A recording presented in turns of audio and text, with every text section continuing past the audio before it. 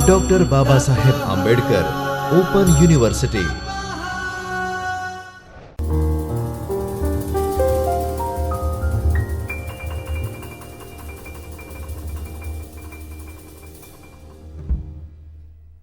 नमस्कार। Doctor Baba Saheb Ambedkar open university के चैतन्य studio में आप सभी का स्वागत है। मैं Neetu Singh, assistant professor in special education. आज का जो हमारा टॉपिक है वो B Ed special education SV01 assessment and identification of needs के block 5 educational needs and assessment of children with visual impairment and multiple disabilities से है। पिछले क्लास में हमने मार्फन सिंड्रोम तक कर लिया था, आज हम उसके आगे कंटिन्यू करेंगे। नेक्स्ट जो सिंड्रोम है वो है रेट सिंड्रोम। रेट सिंड्रोम एक दुर्लभ आनुवंशिक न्यूरोलॉजिकल और विकासात्मक विकार है जो मस्तिष्क के विकास के तरीके को प्रभावित करता है। जो हमारा ब्रेन किस तरह से ग्रोथ होता है और उसका ग्रोथ होने के बाद कैसे काम करता है, इस प्रक्रिया को वो प्रभावित करता है। यह विकार मोटर कौशल और भाषा के प्रगतिशील नुकसान का कारण भी बनता है। जो ग्रॉस मोटर, फाइन मोटर है हमारा, जैसे चलना, वॉकिंग करना, खेलना, पेंसिल पकड़ना, लिखना, ये सब हमारा फाइन मोटर और ग्रॉस मोटर में आता है। और इसके साथ जो हमारा स्पीकिंग भाषा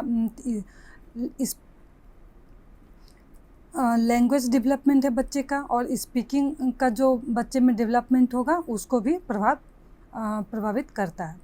रेट सिंड्रोम मुख्य रूप से महिलाओं को ही प्रभावित करता है। ये जनरली आपको गर्ल में ही पाया जाता है। रेट सिंड्रोम वाले अधिकांश बच्चे जीवन के पहले 6 महीने में अपेक्षित रूप से विकसित होते हैं। जब बच्चा जन्म लेता है उस टाइम नॉर्मल होता है और 6 महीने तक उसका जो ग्रोथ है वो सामान्य बच्चों की तरह ही होता है।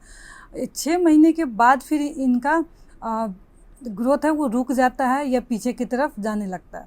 ये बच्चे तब कौशल खो देते हैं जब वो गतिविधि नहीं कर पाते। जो 6 महीने तक जो भी उन्होंने सीखा है करना, वो धीरे धीरे उनका क्षमता उनकी घटने लगती है, नहीं कर पाते हैं, और इस तरह से वो कोई भी एक्टिविटीज़ ठीक से नहीं कर पाते हैं। जैसे कि क्रॉलिंग करना है, वॉकिंग है, एक दूसरे से कम्युनिकेट करना है, या अपने हाथों का उपयोग करना है कुछ भी होल्ड करने के लिए, पकड़ने के लिए। तो वो सारी चीज़ें करने की क्षमता बच्चे में धीरे धीरे ख़त्म होने लगती है या कम होने लगती है। समय के साथ रेट सिंड्रोम वाले बच्चे में गति, समन्वय और संचार को नियंत्रित करने वाली जो मांसपेशियाँ होती है के उपयोग में समस्याएं बढ़ती जाती है। कोऑर्डिनेशन नहीं कर पाते हैं बच्चे। बोलना है उस टाइम जो उनका मूवमेंट होगा, माउथ मूवमेंट है, फिर हैंड मूवमेंट है, और चलने के लिए जो भी हमारा बॉडी का मूवमेंट है वो सारा यहाँ पे डिस्टर्ब हो जाता है, सारा ही प्रभावित होता है। रेट सिंड्रोम भी दौरे और बौद्धिक अक्षमता का विकार बन सकता है। हाथों का असमान हरकतें, जैसे बार बार रगड़ना या ताली बजाना, उद्देश्यपूर्ण हाथों के इस्तेमाल की जगह ले लेती है। जैसे हम अपने हाथों का इस्तेमाल कोई सामान पकड़ने के लिए, होल्ड करने के लिए, लिखने के लिए इस्तेमाल करते हैं, उसकी जगह यहाँ पे जो अपने हाथों का इस्तेमाल है वो बार बार ऐसे रगड़ने लगेंगे, क्लैपिंग करने लगेंगे, या फिर इस तरह से करने लगेंगे। तो जो हाथों का उपयोग है वो बच्चा यहाँ पे ठीक से नहीं कर पाता है। जैसे आप इस पिक्चर में देख रहे हो, इसमें जो हैंड का जो मूवमेंट है वो रिटेटिव हैंड मूवमेंट है। यहाँ पे आप पिक्चर में देख सकते हो फ्लैपिंग एंड क्लॉप्सिंग हैंड, जो बार बार बच्चा करता है। और इसमें बच्चे का टॉक, वॉक, ईट, और साथ में उनका जो ब्रीथिंग है, सांस लेने का है, उसमें भी प्रॉब्लम आती है। उसके साथ भी इनको समस्या रहती है। और इसको डॉक्टर एंड्रिन रेट ने खोज किया था, इसीलिए इस सिंड्रोम का नाम रेट सिंड्रोम है। इसके आगे हमारा है स्क्रीनिंग, आकलन और पहचान। जो भी हमारा डिजीज़ था और सिंड्रोम के बारे में था वो यहीं तक था। इसके आगे का हम देखेंगे। स्क्रीनिंग हम किसे कहते हैं या स्क्रीनिंग में क्या होता है? तो स्क्रीनिंग किसी भी जनसंख्या समूह में प्रभावित व्यक्तियों या बच्चों की पहचान है जिन पर दृष्टि हानि, श्रवण हानि या किसी अन्य हानि का संदेह हो सकता हो। इसमें MR भी हो सकता है, मेंटल रिटार्डेशन, ऑर्थोपेडिकली हैंडीकैप या जितने भी हमारे PWD एक्ट के अनुसार 21 डिसेबिलिटीज़ है वो सारे ही आ जाएंगे। शुरुआती पहचान और स्क्रीनिंग अन्य विकासों से जुड़े भ्रम और जोखिम को कम करने में मदद करती है कि बच्चे को हम जितना जल्दी आइडेंटिफाई कर पाएंगे कि बच्चे में क्या समस्या है, क्या तकलीफ़ है, उसको हम उतना जल्दी मदद करेंगे और दूर करने की कोशिश करेंगे। अगर पूरी तरह से वो हम उसको क्योर नहीं कर पाए लेकिन इम्प्रूव आगे वो समस्या बढ़ने से रोक सकते हैं, उसमें इम्प्रूवमेंट हो सकती है। स्क्रीनिंग की मदद से किसी व्यक्ति की अक्षमता का सत्यापन किया जाता है और प्रारंभिक अवस्था में उसकी पहचान की जाती है और उचित शैक्षिक और पुनर्वास गतिविधियों और अतिरिक्त जांच के लिए कहा जा सकता है। जैसे बच्चे का जो एजुकेशनल है वो प्रभावित हो जाता है अगर बच्चे को टाइम पे स्कूल में एडमिशन नहीं हुआ, अगर स्कूल वाले ने उसको एडमिशन से मना कर दिया या एडमिशन लेने के बाद आप बोलें बच्चे में कोई प्रॉब्लम है कि पेरेंट्स को कि आप इसको स्पेशल स्कूल में डालो, नॉर्मल स्कूल में ये बच्चा नहीं कर पाएगा, तो बहुत सारी प्रॉब्लम होती है। तो जितना जल्दी हमें समस्या का पता चलेगा उतना जल्दी हम इसका समाधान करने का प्रयास करेंगे। तो इससे बच्चे का जो ओवरऑल ग्रोथ है, डेवलपमेंट है और एजुकेशनल डेवलपमेंट है वो सारा अच्छे से चलता रहे और ज़्यादा बच्चे को कठिनाई का सामना ना करना पड़े। चेकलिस्ट का उपयोग करके जैविक दोषों की स्क्रीनिंग भी की जा सकती है। टीम द्वारा स्क्रीनिंग भी की जाती है, जैसे इसमें माता पिता और जो बच्चे का देखभाल करते हैं वो हो सकते हैं, जो शिक्षक है वो हो सकते हैं। तो जो टीम वर्क है इसमें तो और भी स्पीच थेरेपिस्ट, ऑक्यूपेशनल थेरेपिस्ट, ये सारे भी अगर ज़रूरत पड़े तो उनका भी सहयोग लिया जाता है। फिर हमारा माता पिता, देखभाल करने वाले और शिक्षक जो बच्चे का केयर करते हैं वो, और जो पेरेंट्स है और जो टीचर है जिनके साथ बच्चे का संपर्क में, अगर स्कूल जा रहे हैं तो संपर्क में आते हैं। जब माता पिता और देखभाल करने वाले जानते हैं कि क्या देखना है हमको, तो वे परिवर्तन या विकास में देरी को नोटिस अच्छी तरह से कर सकते हैं और अपनी चिंताओं के बारे में अपने प्रदाता से बात कर सकते हैं। जैसे माता पिता अपने बच्चे के विकास को ट्रैक करने के लिए माइलस्टोन ट्रैकिंग साधनों का उपयोग कर सकते हैं। परिवारों के साथ साझेदारी करना और निर्णय लेने की प्रक्रिया साझा करना, परिवार केंद्रित देखभाल की आधारशिला भी रख सकते हैं। शिक्षक को नियमित रूप से बच्चों और परिवारों के साथ काम करते हैं, वे भी विकासात्मक स्क्रीनिंग कर सकते हैं। जैसे अगर हमें डेवलपमेंट माइलस्टोन पता है कि बच्चा 3 महीने का होता है तो नेक होल्डिंग हो जाता है बच्चे का, 6 महीने का होता है तो वो क्रॉलिंग करना शुरू करता है, 8 महीने तक बच्चा बिना सपोर्ट के बैठने लगता है। अगर हमें डेवलपमेंट माइलस्टोन अच्छे तरह से पता है तो किसी बच्चे में वो चीज़ें नहीं हो पा रही है या बच्चा क्यों नहीं कर पा रहा है, तो हमें सही चीज़ें पता है तो बच्चा को कहाँ प्रॉब्लम हो रहा है, कहाँ रुकावट है और क्या समस्या है, तो हमें उसे ढूंढने में आसानी होगी।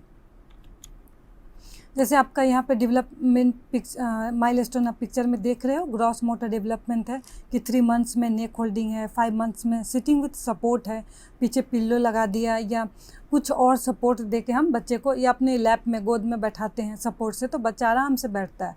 8 महीने में सिटिंग विदाउट सपोर्ट है, 9th मंथ्स में स्टैंडिंग विथ सपोर्ट है, कुर्सी पकड़ के, सोफ़ा पकड़ के या बेड पकड़ के बच्चा आराम से खड़ा हो सकता है, 1-2 कदम चलता भी है। फिर 10वें महीने में तो वॉकिंग विथ सपोर्ट, अगर आप उसका हाथ पकड़ रहे हो या कुछ सामान है तो उसके सहारा वो चल सकता है।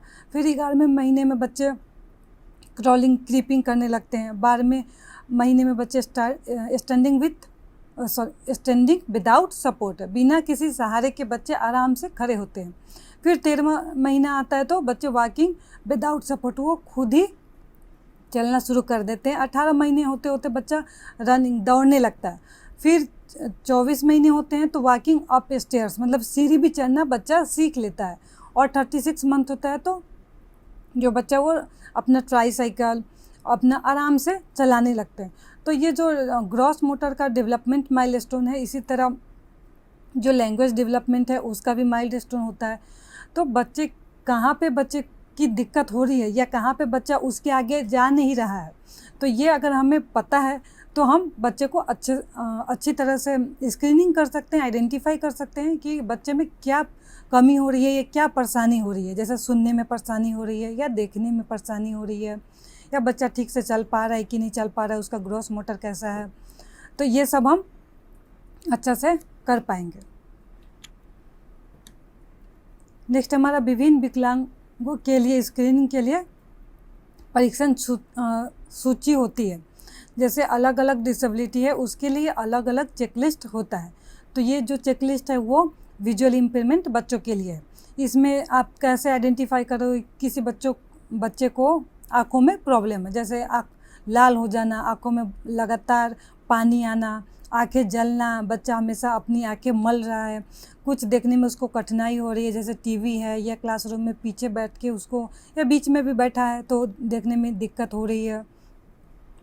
अगर बच्चे की जो आंखें वो तिरछी है, भेंगापन होना, अगर बच्चा चल रहा है, वॉकिंग कर रहा है तो बार बार किसी चीज़ से टकरा जाना, अगर सीढ़ी चढ़ रहा है तो उसे सीढ़ी क्लियर नहीं दिख रहा है तो कई बार वो गिरने की स्थिति में हो जाता है, या कई बार 2 सीढ़ी चढ़ लेता है, या कई बार उसको पैर रख नहीं पाता है क्योंकि वो स्टेयर्स को आइडेंटिफाई नहीं कर पा रहा है। आँख से देखने के लिए अपने सिर को नीचे की ओर झुकाना, अगर बच्चे को क्लियर नहीं दिख रहा है तो अपना उसका हेड मूवमेंट है वो करने लगे, कभी ऊपर कभी नीचे, कभी दाएं कभी बाएं। सिर में दर्द रहना, ब्लैक बोर्ड से नोट करने के लिए बार बार अपनी जो फ्रेंड है उनसे मदद लेना या उनकी नोटबुक देखना। तो ये सब अगर बच्चा कर रहा है तो इससे हमें आप नोटिस करोगे तो हमें ये पता चलेगा कि बच्चे में कोई दिक्कत है जो विजुअल इम्पेयरमेंट से रिलेटेड है। इसी तरह फिर हमारा है हियरिंग इम्पेयरमेंट बच्चे के लिए चेकलिस्ट। जैसे कान के रचना में दोष, जो नॉर्मल जिस तरह से कान का बनावट है, स्ट्रक्चर है, उस तरह से ना हो कि कुछ अलग है, या कई बार आपने देखा होगा कि ये कान का पोर्शन है वो है ही नहीं, या फिर है तो चिपका हुआ है, तो उसका कैसा बनावट है। कान में लगातार डिस्चार्ज होना, कान से जो मवाद है या लिक्विड फॉर्म में वो निकलते रहना, कान में दर्द की शिकायत करना, कान में लगातार खुजली होना, सुनने के लिए बोलने वाले व्यक्ति के मुंह के पास कान को ले जाना।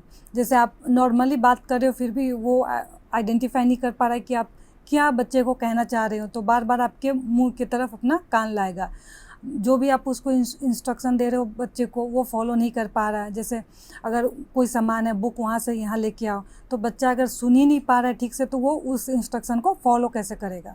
फिर अनुवाद का पालन करने में असमर्थता, अगर आप कुछ उसको पढ़ा रहे हो तो उच्चारण या शब्द सिखा रहे हो, आप बोल रहे हो कि मैं बोल रही हूँ उस तरह से तुम भी रिपीट करो, लेकिन बच्चा रिपीट नहीं कर पा रहा है क्योंकि वो सुनने में सक्षम नहीं है। अक्सर सहपाठी के नोट्स को देखता है, क्योंकि कई बार अगर टीचर क्लास में बोल रही है उसको ठीक से सुनाई नहीं देगा तो वो अपने क्लासमेट से बार बार पूछेगा कि क्या मैम क्या बोल रही है, या कॉपी में नोट किया है तो वो क्या है, तो वो बार बार अपने फ्रेंड को डिस्टर्ब करेगा या उसे पूछने का प्रयास करेगा। फिर है भाषा हानि के निदान के लिए चेकलिस्ट। इसमें आसानी से पहचाने जाने वाले भाषा दोष, जैसे चपटा होठ, फटा तालु, बोलने में असमर्थता, या फिर उनका तालु है उसमें होल हो सकता है, या फिर उसकी बनावट अलग हो सकती है, या वो फटा भी हो सकता है, या फिर कई बार टंग है वो बच्चे का छोटा होता है, कई बार मोटा होता है या ऊपर की तरफ नहीं जाएगा, तो भी बच्चे को बोलने में प्रॉब्लम हो सकती है। शब्दों और वाक्यों को बोलने में कठिनाई या शब्द और वाक्य की कमी, बच्चा अगर ठीक से बोल नहीं पाएगा तो उसका जो सेंटेंस फॉर्मेशन है या बोलना क्या चाह रहा है उसका स्पीच है वो सब भी डिले होगा। सुधार के बाद भी उच्चारण में कठिनाई, कुछ आप उसको प्रोनाउंसिएशन सिखा रहे हो लेकिन बच्चा वो फॉलो नहीं कर पा रहा या सीख नहीं पा रहा है क्योंकि उसके टंग या का जो बनावट है वो सही नहीं है, उसकी वजह से उसे तकलीफ़ हो रही है। वाणी के अंगों का समन्वय करने में असमर्थता, बोलने वाले के होठों को पढ़ने पर ज़्यादा ध्यान देना, जैसे हमारा लिप मूवमेंट हो रहा है तो उस पर बच्चे फोकस ज़्यादा करेंगे कि उससे वो अंदाज़ा लगा सके कि हमें क्या बोला जा रहा है। फिर नेक्स्ट हमारा सेरेब्रल पाल्सी के निदान के लिए चेकलिस्ट। अगर सीपी बच्चा है तो उसे हम कैसे आइडेंटिफाई या स्क्रीनिंग करेंगे। सीपी बच्चे को चूसने और निगलने में कठिनाई होगी, कुछ भी आप उसको खिला रहे हो पिला रहे हो तो उसमें प्रॉब्लम आएगी। 3 महीने का होने पर मुस्कुराना नहीं, जो सोशल स्माइल बच्चे देते हैं वो उस बच्चे में नहीं होगा। 3 महीने के बाद भी सिर पर नियंत्रण नहीं होना। नेक होल्डिंग अगर 3 महीने में नॉर्मल जो बच्चा है उनका आ जाता है, लेकिन सीपी बच्चे का नेक होल्डिंग 3 महीने कंप्लीट होने के बाद भी नहीं होता है। हाथ और पैर में अकड़न होना, बाहों और पैरों की मांसपेशियाँ शिथिल और सपाट होती है। तो जब 8 महीने का होता है, जो नॉर्मल बच्चे का ग्रोथ है वो बिना किसी सपोर्ट के बैठते हैं, लेकिन सीपी बच्चा नहीं बैठ पाएगा। शरीर की केवल एक तरफ का प्रयोग करें।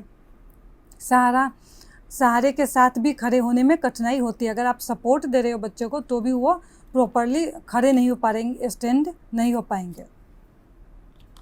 फिर हमारा है मानसिक मंदता के लिए चेक लिस्ट। इसमें है दैनिक गतिविधियाँ जैसे नहाना, खाना पीना आदि। कोई भी अगर जो हमारा डेली लिविंग स्किल्स है वो सारे करने में बच्चे असमर्थ होंगे। जैसे शर्ट का बटन बंद करना है, सॉक्स पहनना है, शूज़ का लेस बांधना है, तो ये सब करने में बच्चे को कठिनाई आएगी।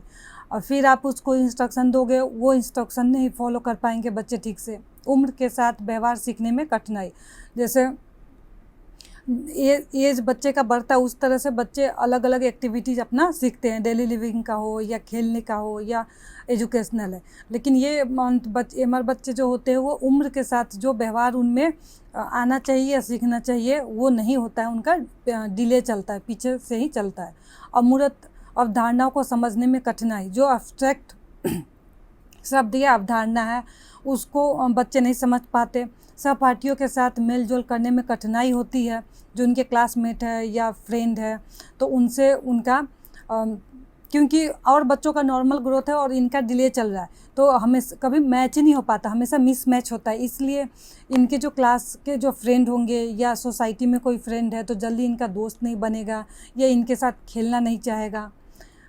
सामान्य सहपाठी की तुलना में पाठ और गतिविधियां करने में असमर्थता, क्योंकि अगर गेम में भी है, कोई गेम खेल रहे हैं तो ये बच्चा जल्दी नहीं कर रहा है या उनके हिसाब से नहीं कर रहा है तो वो फिर इसको अलग कर देते हैं या इनके साथ नहीं खेलते हैं। आयु उपयुक्त कौशल सीखने के लिए अधिक समय, अगर कोई भी स्किल सीखना है तो एमआर बच्चे उनको ज़्यादा टाइम लगता है। नॉर्मल बच्चे समान समय में या आप इंस्ट्रक्शन दो उसके हिसाब से वो फॉलो करके सीख लेते हैं।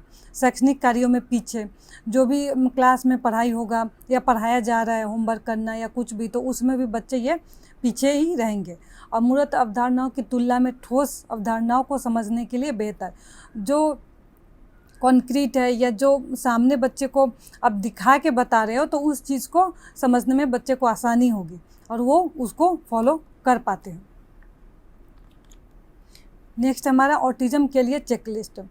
इसमें आपसे आँख मिलाने में कठिनाई, बात करने में कठिनाई, जो ऑटिस्टिक बच्चे हैं, दिए जाने वाले निर्देशों को समझने में कठिनाई, जो भी आप उनको इंस्ट्रक्शन दोगे छोटा बड़ा वो भी बच्चा फॉलो नहीं कर पाएगा या समझ नहीं पाएगा। इन ऑटिस्टिक बच्चे को भी शब्द दोहराते हैं और उनका भी जो उच्चारण है वो स्पष्ट नहीं होता। चेहरे के भाव, इशारों और मौखिक भाषा का उपयोग करने में कठिनाई होती है।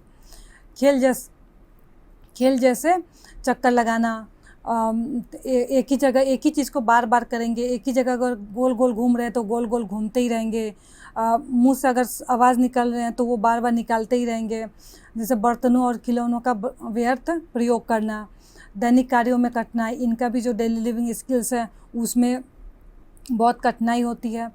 जोर से शोर, बहुत अधिक रोशनी, गंध, स्पर्श, दर्द के प्रति अत्यधिक संवेदनशीलता, व्यर्थ हंसना, रोना या बड़बड़ाना।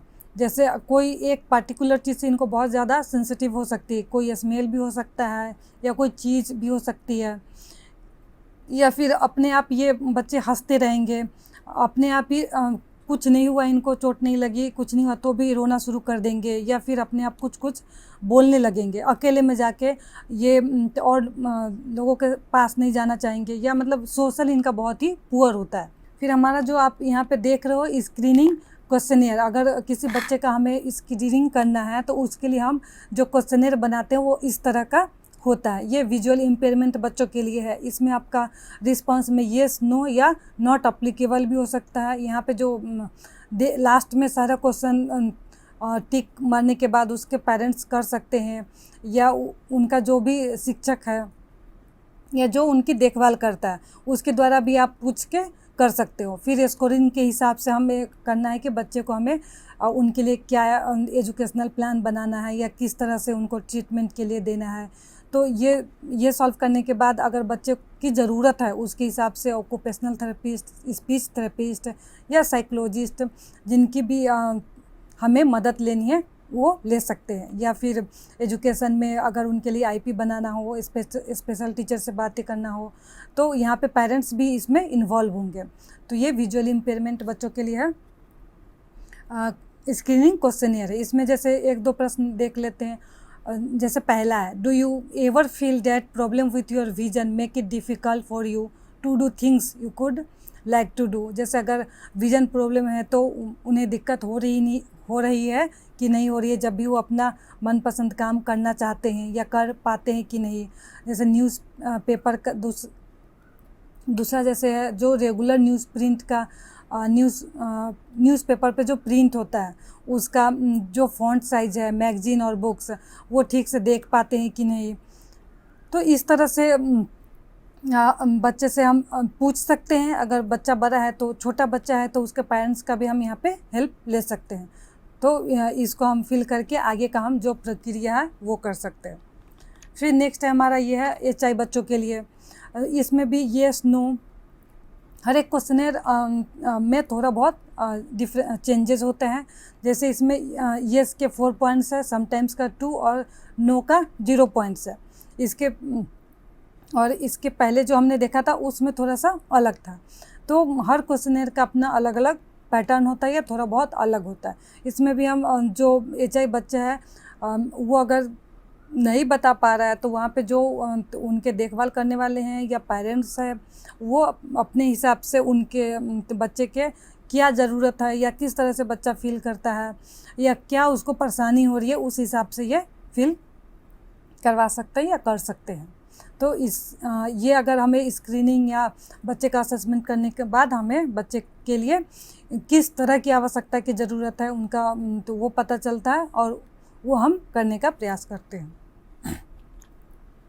फिर हमारा आकलन एक प्रक्रिया। इस प्रक्रिया के माध्यम से बच्चे की योग्यता और उसे किस प्रकार की सेवा की आवश्यकता है यह जानने में मदद मिलती है। आकलन में बच्चे के बारे में जानकारी एकत्र करना शामिल है कि बच्चे की क्या ज़रूरतें हैं।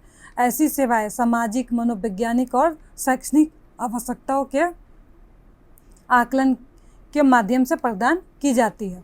आकलन एक व्यवस्थित पद्धति है जिससे व्यक्तिगत क्षमता की सीमाओं को जाना जा सकता है। जब हम बच्चे का असेसमेंट करते हैं उसके हिसाब से ही हम बच्चे के लिए जो भी एजुकेशनल प्लान है या उनको हमें डेली लिविंग स्किल्स सिखाना है, कौन सा स्किल सिखाना है, किस तरह से सिखाना है, वो सारे चीज़ें मालूम होती है। और जैसे इसमें जो है तरह तरह की ज़रूरतें और संगत व्यवहार, अगर बच्चे में कोई बिहेवियर प्रॉब्लम है, परिवर्तनशील संवेदीय कार्य, बच्चे से जुड़ी चिकित्सा स्थिति और अन्य अक्षमताएं। बच्चे में अगर इस प्रॉब्लम के साथ कोई और भी प्रॉब्लम है क्या, कोई मेडिसिन बच्चा ले रहा है क्या, तो बहुत सारी चीज़ें हम इसके द्वारा जानकारी इकट्ठा करते हैं। इंद्रियों के माध्यम से प्राप्त अपर्याप्त जानकारी और इसके निहितार्थ में शामिल समस्याएं। जो बच्चे इंफॉर्मेशन कलेक्ट करते हैं किस माध्यम से कर रहे हैं और कहाँ उनको दिक्कत हो रही है उस इंफॉर्मेशन को लेने में या चीज़ों को समझने में। फिर आकलन की गतिविधियाँ बच्चे की दैनिक गतिविधियों से भिन्न हो सकती है। जब भी हम बच्चे का असेसमेंट करते हैं तो उनका जो डेली जो वो कार्य करते हैं उससे अलग हो सकता है।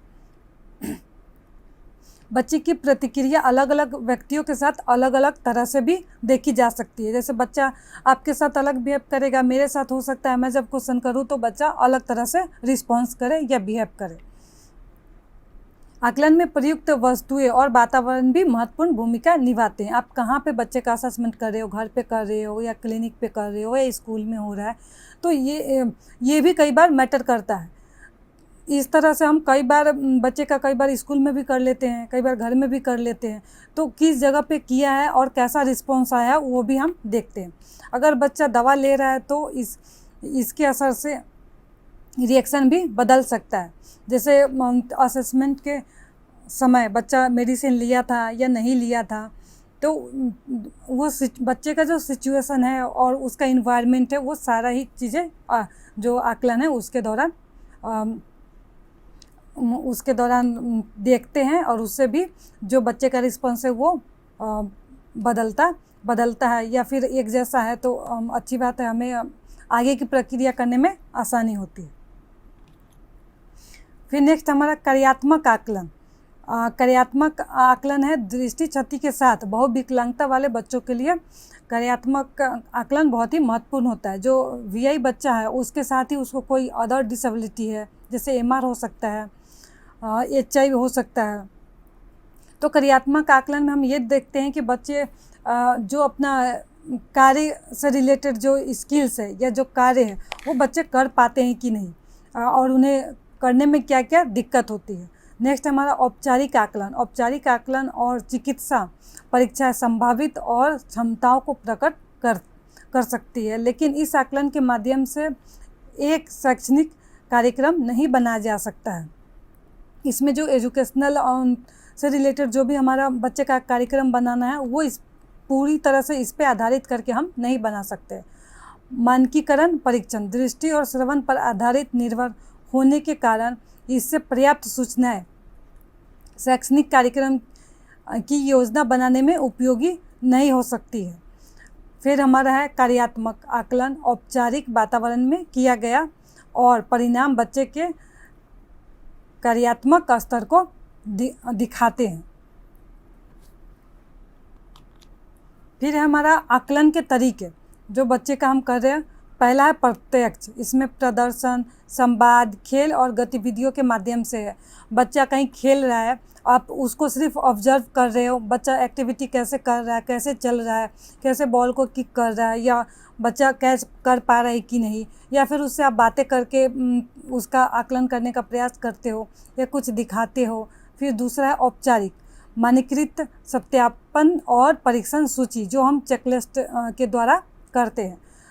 तीसरा है अनौपचारिक, जैसे खेल, बातचीत और मुलाकात द्वारा संवाद से बच्चे घुल मिल जाते हैं। जैसे अगर हम बच्चे के लिए अजनबी है तो पहले उससे रैपो बनाने का प्रयास करेंगे, उससे बातें करेंगे कि बच्चा अपना जो बातें हैं वो हमें बताए। हम पे भरोसा होगा तो ही बच्चा हमें अपनी चीज़ें या अपनी बातें बताएगा। और कोई भी हम अगर किसी भी टॉपिक पे हम बात कर रहे हैं तो बच्चा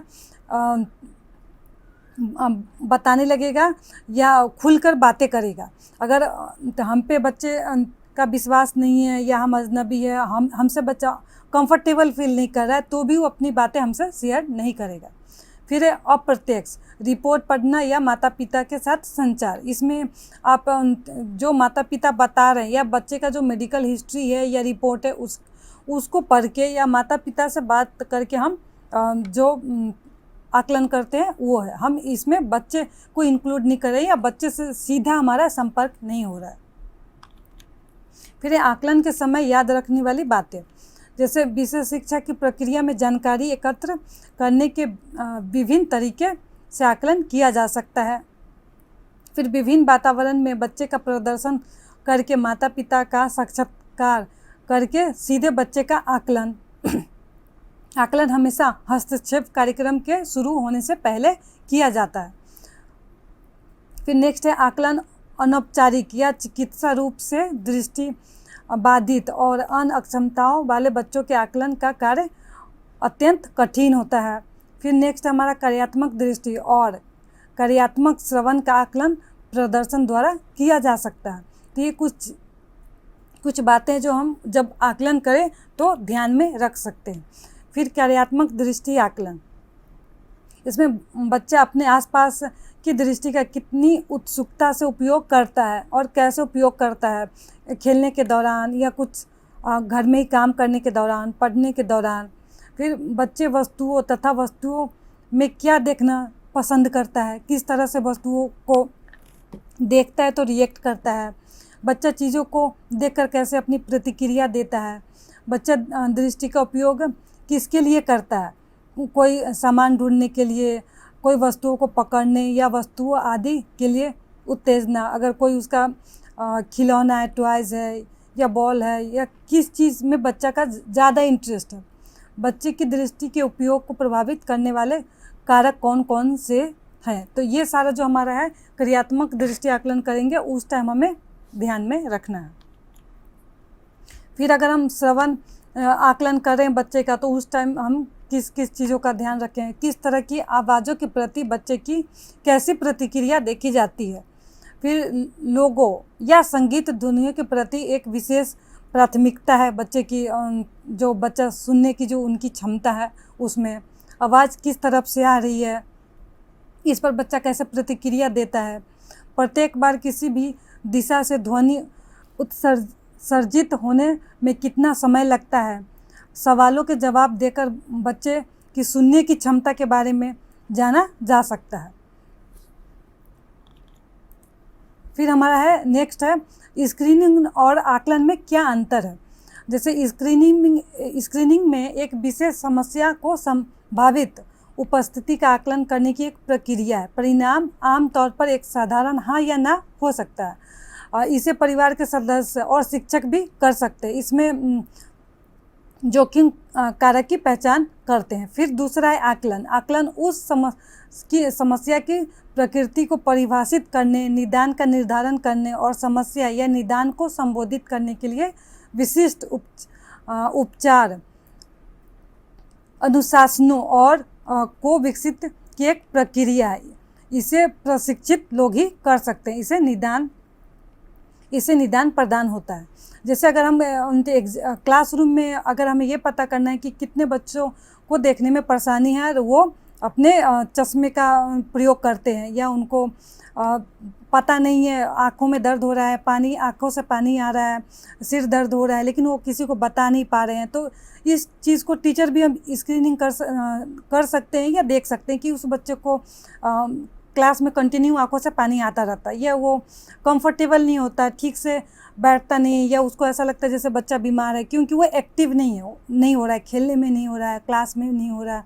तो हम बच्चे से पूछ सकते हैं। तो यहाँ पे स्क्रीनिंग हो गया कि हमने बच्चे का पता किया कि उसको देखने में परेशानी हो रही है, या किसी बच्चे को इसी तरह से श्रवण हियरिंग इम्पेयरमेंट वाले बच्चे को भी हम कर सकते हैं। फिर है आकलन का। तो हमें उसका असेसमेंट करने के लिए फिर डॉक्टर के पास लेके जाना पड़ेगा कि अगर उसे चश्मा चाहिए तो कितने नंबर का चाहिए, उसकी सिर्फ देखने की समस्या है या उस आँखों में उसको और भी कोई प्रॉब्लम है, उसकी जो समस्या है वो कितनी बड़ी है, या अभी तक सिर्फ शुरुआती हुई है, या कैसा ट्रीटमेंट चाहिए। तो ये सारा फिर हमारा आकलन के द्वारा ही पता चलेगा। फिर कुछ गृह कार्य है जो आप अपने प्रोग्रेस के लिए कर सकते हो। जैसे पहला है, कौन सा सिंड्रोम अधिकतर लड़कियों में ही पाया जाता है। फिर दूसरा, स्क्रीनिंग किसे कहते हैं। और तीसरा है, क्या अलग अलग विकलांगता के लिए चेकलिस्ट अलग अलग होता है। तो इसमें आप फिर उदाहरण बताइए किस तरह का होता है या कैसा होता है। फिर चौथा है, आकलन से क्या तात्पर्य है, आकलन क्यों महत्वपूर्ण है, इसे समझाइए। तो ये कुछ क्वेश्चन है, प्रश्न है जो आप अपने लिए कर सकते हो। इसके आगे का हम नेक्स्ट क्लास में करेंगे। धन्यवाद।